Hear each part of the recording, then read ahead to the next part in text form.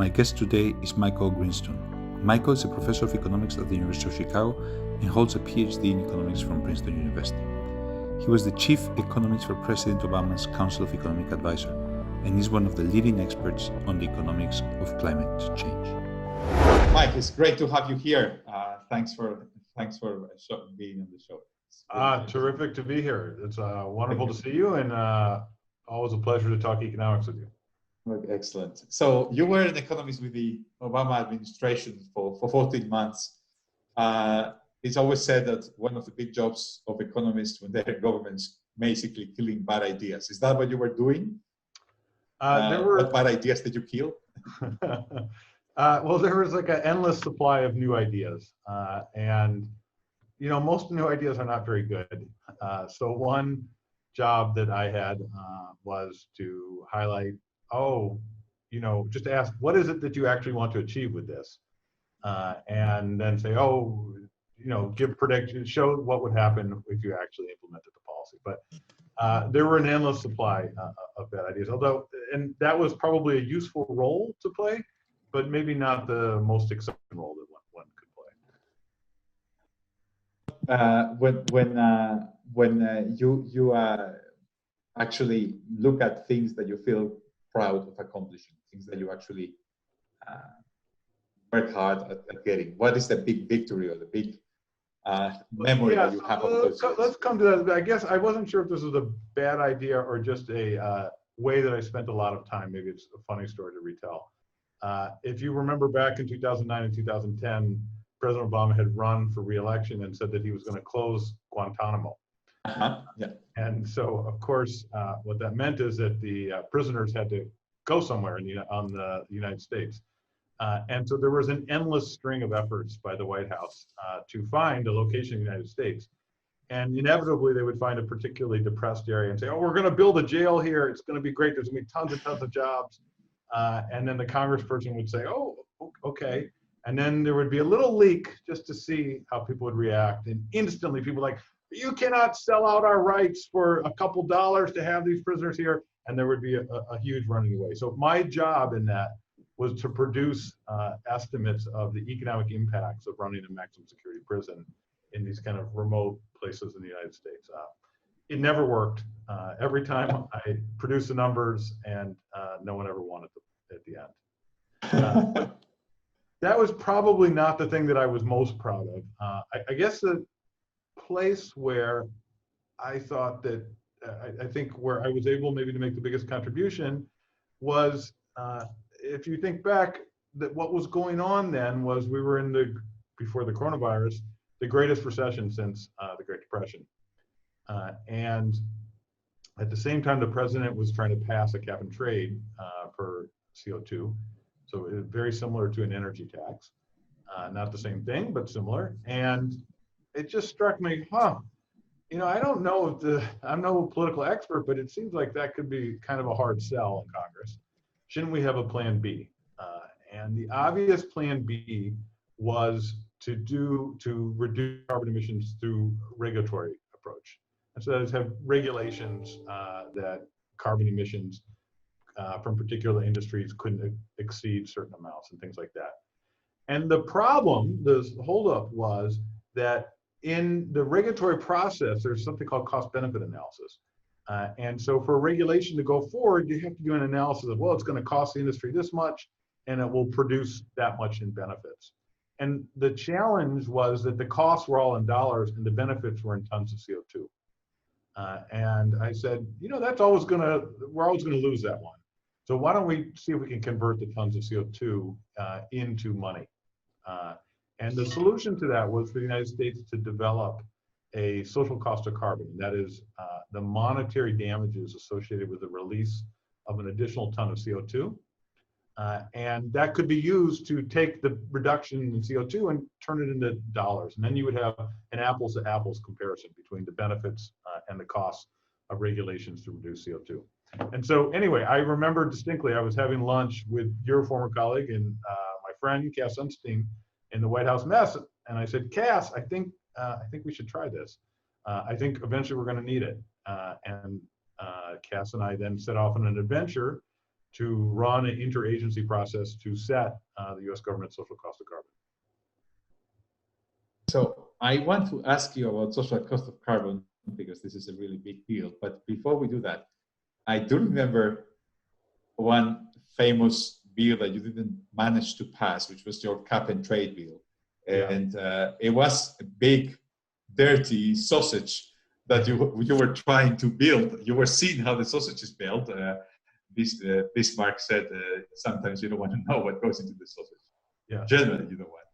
Tell us about that experience as well before we go into this. So that was a kind of "you're not in Kansas anymore" Dorothy moment for me. And we had spent months like debating inside the White House very fine-tuned features of the cap and trade bill and which industries might get border tariff adjustment protection and which ones wouldn't, and how you would set the rule, just super fine details. And then it comes a day of the vote in the House. And we're sitting in the Legislative Affairs office, and the guys are running in and out all day, like, okay, I got this guy, didn't got that guy. And then one, I remember distinctly, one was, if he could just get a tour of the White House and a signed baseball for his son, he will vote for us. And I was like, okay, this is democracy in action. Totally awesome. Anyway, I wasn't instrumental in vote counting or in twisting any legislators' arms. And so when I went home late that night, it was not actually looking very good. And I was, a little bit down. I came in the next morning, and the bill had grown from like 1,100 pages to 1,600 pages overnight. 500 pages had been inserted. No one had read them, and the bill had passed the House. So you didn't know what bill, but some bill had passed the House. Some bill, and our hundreds of hours debating these super fine points were obviously like small bumps in the road along the way compared to the things that got in. So let's go to the social cost of carbon, which I think is a really, really important issue because a lot of these benefits are hard to estimate. How comfortable are you with the numbers that you came up with the way we do these calculations? How well do you think these numbers help to guide policy? What's your reflection? Okay, so you're quoting famous historical figures, and I will quote one back at you. I think the famous quote from Churchill is that democracy is terrible and awful and horrible, but it's better than everything else. So that's a slight abuse of the Churchill quote. And I think there's some truth to that with respect to the social cost of carbon as we understand it now.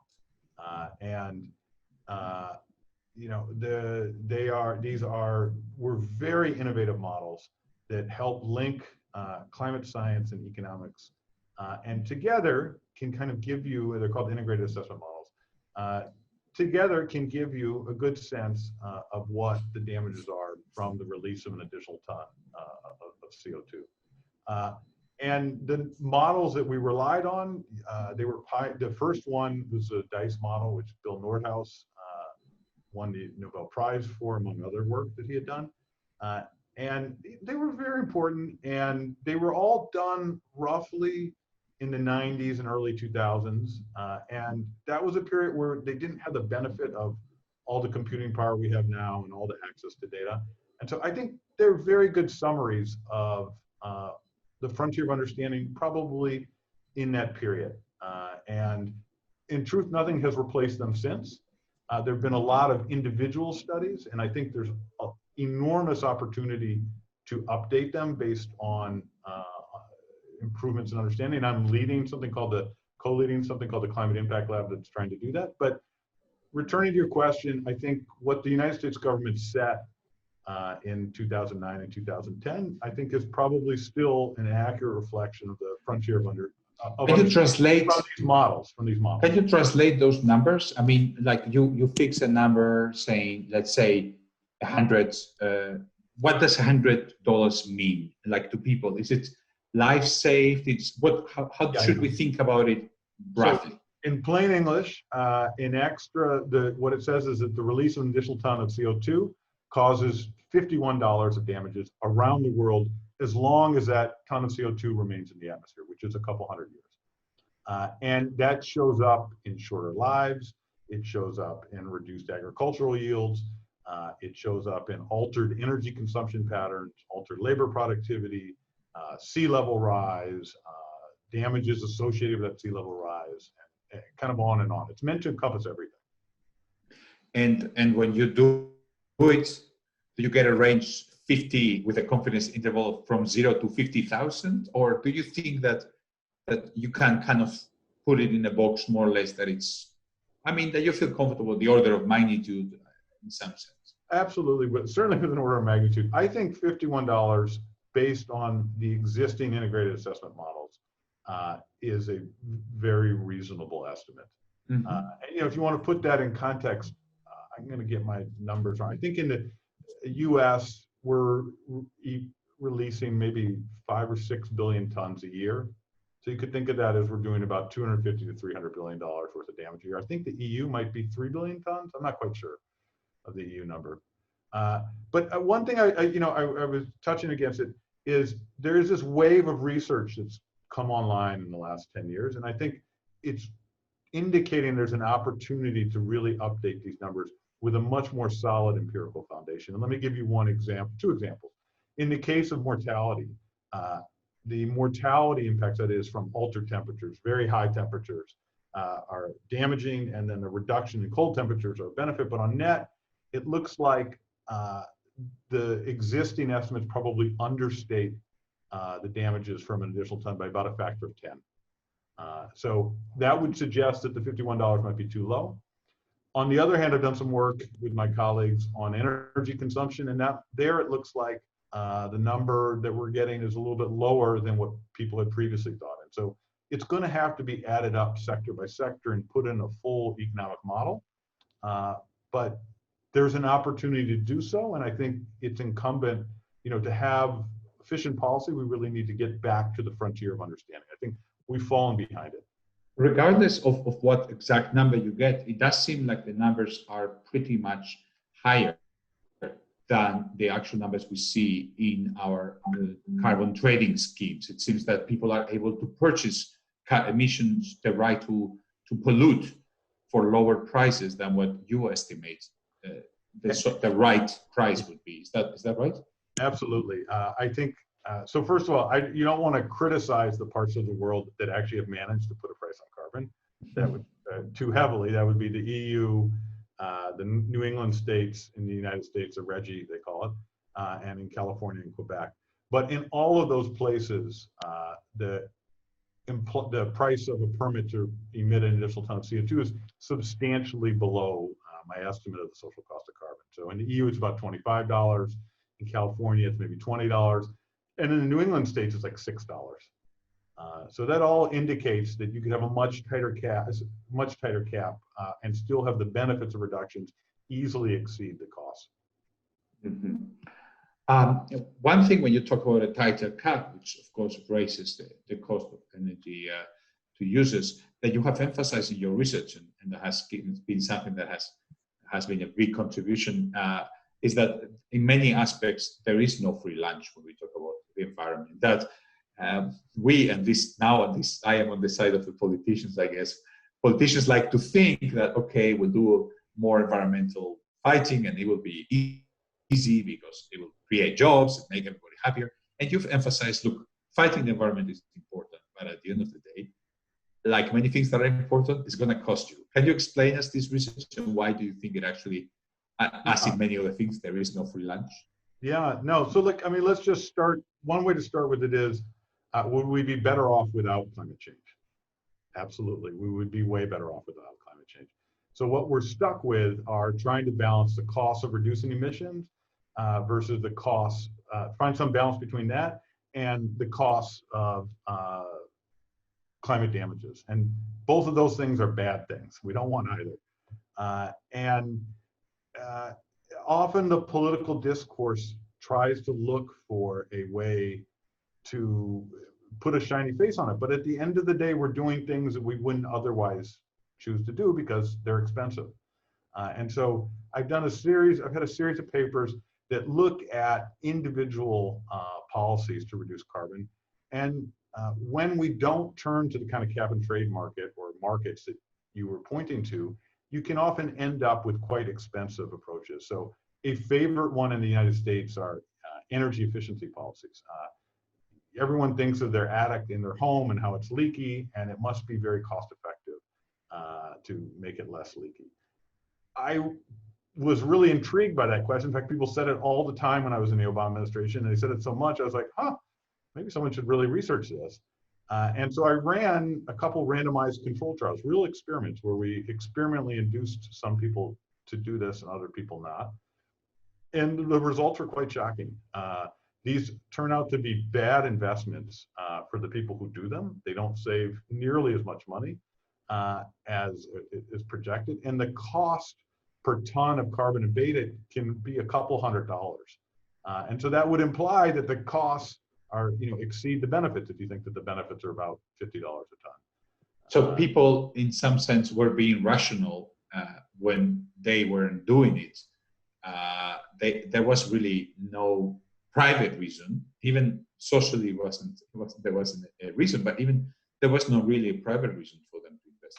Indeed, people kind of knew what the right thing to do was, and in most cases that was not to engage in additional energy efficiency investments. And a lot of carbon policies have this flavor of, I like to think of it as like looking for the win-win, or I guess you would say the free lunch, where you don't actually attack, the enemy here is carbon. The enemy is not like energy efficiency or more efficient cars or renewables per se. And so you have these policies that target those things and you hope that they're gonna get carbon, and they all do get some carbon, but because you haven't come directly at the problem, it's kind of like trying to make a bank shot in billiards. It can be done, but oftentimes you're gonna miss. I know you've probably explained these things to many politicians. It's not an easy case to make. It's much easier, of course, for us to say, well, there are all these other benefits, and it's harder when you're just telling people, look, these are your greens, you have to eat them. And often people find it hard to make this case. Yes, and I think I totally understand. I'm not saying the political problem is easy, but I think when weighed against, my concern, I guess the way I like to think about it is, my concern is that we're going to do and are doing a bunch of policies that are going to make us feel better about ourselves. And really maybe a nasty way to say it is, everyone is poised to benefit except the planet. The people feel good because they've supported a policy that sounds good. The politicians feel good because the people are happy. Some resources get spent, and the main loser in all of this is the planet, who doesn't get the carbon reduction that we're aiming for. And let's just come back to your EU cap and trade. So in some of my energy efficiency work, it looks like it costs about, let's say, approximately $250 per ton abated. Now I could go to the EU cap and trade market and get a ton for $25. And I could just buy a permit and pull it out of the market, and it would have the same 1 ton effect. So I agree the political problem is hard, but I turn to you and ask, is it so hard that we are buying 1 for the price of 10? I mean, it is, I guess. So Mike, one thing that is politically seems feasible, and that we've been working in Europe for the last few months, and you've worked in the Obama administration on it, is the carbon border adjustment tax. For those listeners who don't know what it is, basically the idea is you have different countries pay different carbon prices. So some imports are coming with a potentially high carbon content that hasn't paid a price for it. So on the border, you kind of tax or have a mechanism to adjust so that they pay the same price as would have paid inside. This has politically seems supported by unions who don't like the jobs to go away. It's supported by businesses who don't like the loss of competitiveness. A big aluminum plant moves to Morocco or to China because the price of energy is lower. But it's very hard to implement. What's your experience with this? So that is something that as I probably spent 100 hours or 200 hours on in the Obama administration. I guess there's a couple of perspectives. The first is, our conclusion was legally it is feasible under WTO. I would say economically, Explain why the WTO is relevant here, because it's important to. Oh yes, so it's effectively a tax on imports from other countries, and there is an important question of whether or not you're treating. Maybe you would just say that you were doing that to protect your home industry, and the solution was, as long as the lawyer said that it was feasible. But then that unpacked like a whole series of questions about, well, fine, it's feasible, but then China should get credit for whatever carbon policies they have in place. And you would want to put those on kind of an equal playing field with the tax, say, in the EU. And the more it was one of those situations where the more you learned about it, it seemed like the less you knew. So you would have to have a view on what the carbon content of the steel bars were that were coming into the EU, which could vary depending on where they were constructed. You would then have to have a view on what was the implicit environmental tax they faced in China or Brazil or wherever. And it just felt like it would go on and on and on. So that's to be a little negative about it. But where I think it's coming from that is really great and important is it really is global climate change. And our ability, say in the United States or in the EU, to influence other rich countries, to influence carbon policy in other countries is quite limited. And this would absolutely be a tool to do that. And I can't overstate the importance of there being carbon policy in other parts of the world. And just to give you a flavor for that, I looked up these numbers before we got together here. Projected emissions between 2020 and 2100, so the remainder of the century, in the world, the US is only supposed to be 11%, the EU 5%, China 31%, India 11%, other developing countries 32%. So one way to say it is the EU and the US are only going to are projected to account for 15% of emissions going forward. So even if we went to zero, unless the other parts of the world find a way to embrace carbon policy of one form or another, the ability to influence the degree of climate change we're going to face is quite limited. So, Mike, let me push you on this then. If, as you say, the big picture here is China, India, and the development world, and you think carbon border adjustment mechanisms are going to be potentially very complicated. How do we get these countries care about different things, who are at different stages of development, to do their part in this fight? Yeah, so border tariff adjustments is definitely one tool. I don't think it's the only tool. And let me be clear. I think people should just find a way to make it work. Just because it's complicated doesn't mean it shouldn't be done. But I think the fundamental challenge here is I think it's actually wrong to think of it as a climate challenge. I think it's a global energy challenge. And so what do I mean by that? I see the global energy challenge as every country, every society has to find a way to trade off between what I see as three goals. The first is how to have inexpensive and reliable sources of energy. That drives everything. People are desperate for it. It provides living standards that you and I are quite accustomed to. So that's like goal one, first leg of the stool. Second leg of the stool is how to avoid having disruptive climate change while doing that. And the problem is that the energy sources that can produce inexpensive and reliable energy tend to be fossil fuels around the world, and that they all have carbon emissions. And then the third leg of the stool is local air pollution, which also comes from the same fossil fuels. And so different societies are going to view that problem very differently. I think in wealthy countries and wealthy parts of the world, people are going to be much more focused on the risks of climate change in the future. But if you're in India today, like I do a lot of work in the state of Bihar, per capita electricity consumption in the state of Bihar is like 250 kilowatt hours per person per year. In the United States, it's 13,000. So they're off by factor 50 or so.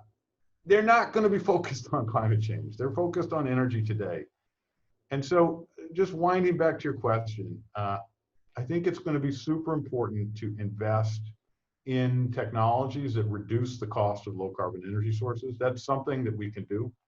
I think an underappreciated area is trying to invest in policy innovation in developing countries. I think there's a lot of developing countries who would like to have cleaner environments and don't have like the tools on the shelf. And I think there's room for lots of experimentation that would produce win-win situations for that. And I'll just throw something out here. You know, one way that the EU ETS could be linked to a cap and trade program, say in India. And with a particular allocation of permits, it would be possible to directly subsidize low carbon energy in India, all through the same market mechanism. And so I offer that as an idea. How would you do it?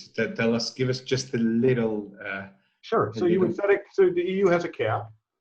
You would help India set a cap, and you would, or India would set their own cap, and then you would find a way to merge the two markets and allow trading across the markets. So it's just trade and independent setting of the cap. So that seems politically feasible. It's feasible, and then maybe the next step would be that you could imagine all of these markets have allocations of permits. You could imagine lots of allocations of permits to Indian companies. And we could link it to trade deals with these countries, right? Indeed. And so the closer and closer you get to creating economic incentive, the more likely it is to happen. So I think the standard knee-jerk answer here, which I'm not against, is we need R&D in technologies that will reduce the cost of low carbon energy sources. And that's just absolutely true, self-evidently true. In fact, this will become a boring problem if we could get the low carbon energy sources to be less expensive than the fossil fuels. But I think there's a more underappreciated area is that there's lots of room for, I think, policy innovation. And this cap and trade is just one idea. Okay, so we have to be winding down because I know you have things to do, but just two questions. The first one, we have colleagues like, for example, Kevin Murphy, who have always kind of put a lot of hope in technology and things like carbon sinks, etc. What's your sense about how far are these technologies from being actually competitive, and is this ever going to happen? Maybe we don't, just to clarify to people watching us, maybe it's not as expensive not to pollute, but we just pollute and stick it in the ground kind of broadly, would be the sea with algae, etc. How does any of these things give you any hope? So I think you mean like carbon removal technologies, and they could run the gamut from trees to fancy direct air capture machines and things like that. Algae, whatever, yes. Yeah, okay. I don't know, we should be throwing everything at the wall and let's find some stuff that sticks. What I will say though, is there is currently no market, none, for any of those technologies.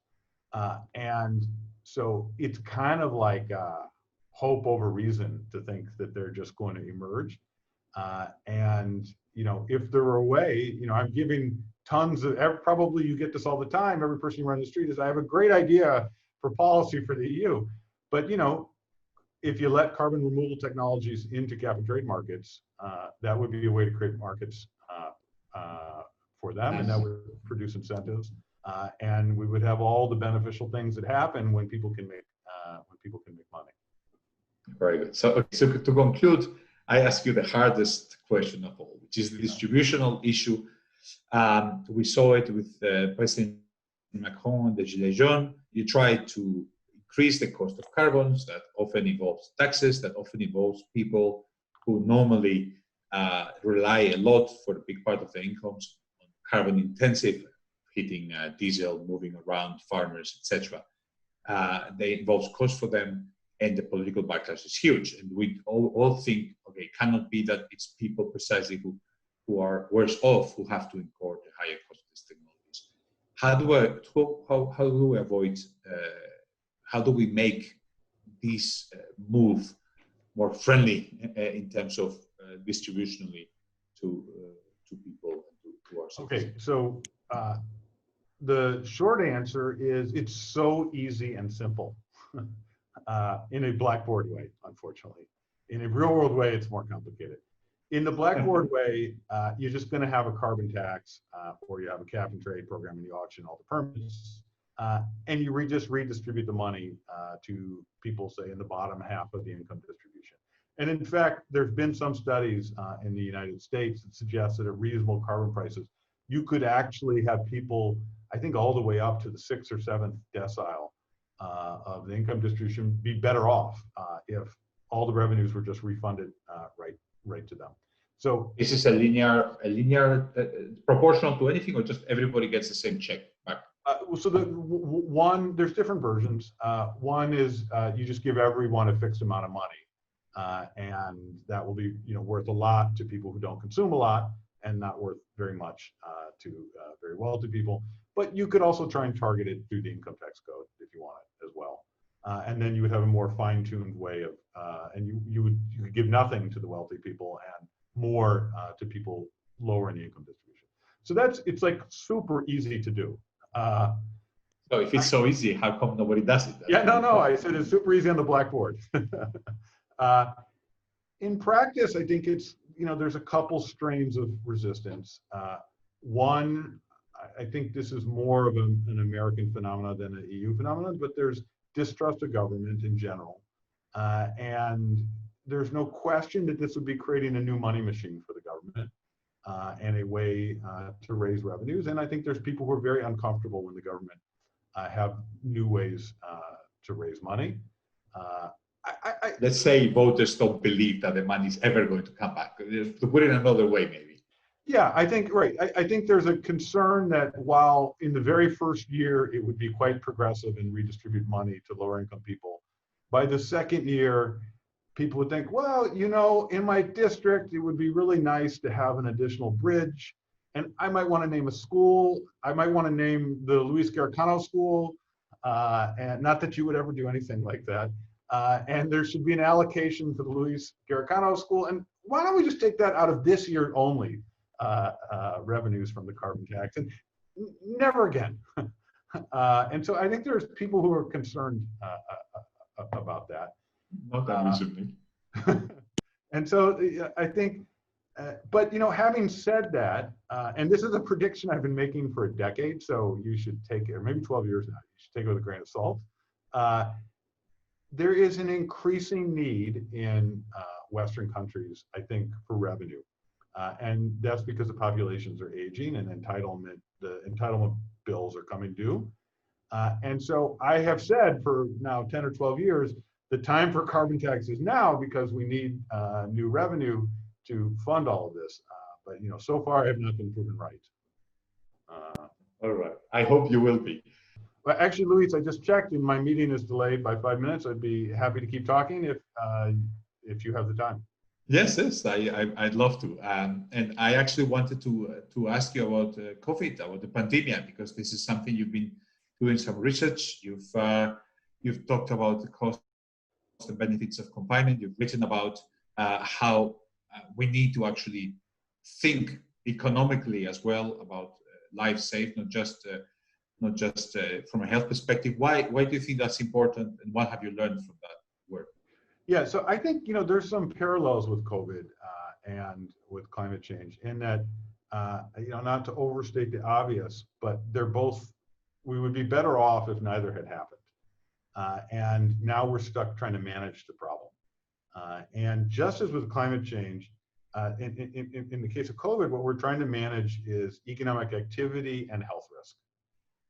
And I wrote this paper that tried to estimate the benefits of social distancing because I was concerned that, at least in the United States, the debate was very much looking like, oh, there's going to be enormous economic losses, and then there'll be some change in health risk. And it just felt like, wow, dollars versus health risk. People have a hard time. It's not apples to apples. It's like apples and oranges. Why don't we convert the health risk into dollars? And so there's a very standard way to do that using something called the value of statistical life. It was pioneered actually by Dick Thaler, Nobel Prize winner, and Sherwin Rosen. I think Dick Thaler may not look back on that paper as his favorite, but Sharon Rosen was my advisor, so I definitely have some. Sharon Rosen was a hero of Love for mine. that. So, in any event, I just took that idea and went to kind of basic epidemiological models and estimated for the United States what would be the benefits of about 4 months of pretty aggressive social distancing. And what popped out using the Imperial College epidemiological model was that there would be about $8 trillion of benefits. I was taken aback by how large that number was. But I mainly thought it was important to just get out there, hey, we can do an apples to apples comparison. The costs we can see in economic activity in dollars, and now I'm going to tell you about the benefits. So when you look at the reality of what is happening worldwide, what you see is it's a lot of heterogeneity. Some countries did the confinement, some countries didn't. When you look at the US, you see a lot of differences between states. Some states are having opening and having normal activity, other states don't. If their benefits are so big, how come the differences in behavior are so different? Yeah, so I think what it comes down to is we're stuck with these unpleasant trade-offs of money versus health risk. And different, just as like India sees climate change very different than the United States does. I think different states, it's not as extreme, but different states, even within the United States, see it very differently. And there are states, I think, that probably tend to be poor, where the health risk gets less weight than economic activity. And then, you know, in wonky language, that's because the marginal utility of consumption is higher in those states. And so it actually, this reminded me, and I went back in preparation for our discussion, and I wrote a paper in the early 2000s that estimated the value of statistical life that different states were revealing in their policy actions. In this case, it was through setting speed limit laws. And strikingly, what I found was that the 3 of the states that had the highest revealed value of statistical life were Oregon, California, and Illinois. So they had 3 of the 5 highest ones. And they all had the highest revealed value of statistical life, which means they put great emphasis on safety. And those are 3 of the states that have the strictest lockdowns in the United States. And some of the states that had lower revealed value of statistical life appear to have had much less stringent lockdowns. But I guess just to step back from the details, every society is dealing with this kind of painful decision about trading off health risk and money or economic activity. And I think different places are seeing it different ways. And you know, I think we're seeing the consequences of that. Now, unfortunately, unlike with speed limits, what one state does has an influence on everyone else. And so that, you know, that makes this a more challenging policy question. So in a way, what you were pointing out from your previous research is that these things line up. The state that has a very high speed limit that seems to kind of worry less about people having accidents is also the state that seems to worry less about the virus and wants to have people basically take the risks, or its citizens are happy to take those risks. Yes. Do you see this as, in some sense, I mean, as economists, we tend to see this as a result of preferences of voters, but could it also be that voters are in both of those decisions are potentially less well informed in those states? Is that an alternative explanation, or do you think it's more or less a choice that lines up with what voters want in different places? Yeah, that's a deeper question. I don't know. I think the economics part, though, that I really want to emphasize is it's not clear to me that, in fact, it is clear to me that this is not a decision that should be made at the local level, exactly because there are these spillovers. What the people in Texas do affect me in Illinois. And the reason is they might come to Illinois and they might infect me. And so I think, you know, having this at a very high level of government, the United States federal government, I think there's a very strong case for that. Because even though people in Texas or people in Mississippi see it different than people in Illinois or New York State, everyone is influencing each other because they can so easily pass the disease. And not only within the country, but also within the world, Of course. All this is affecting everyone. Thanks so much, Mike, for your time. It was really fun, and I think we learned a lot. And yes, excellent. Thank you for the opportunity. It's wonderful to see you as always, Luis. Yes, it's wonderful. Thanks very much. Okay, take care. Bye. All right, take it easy.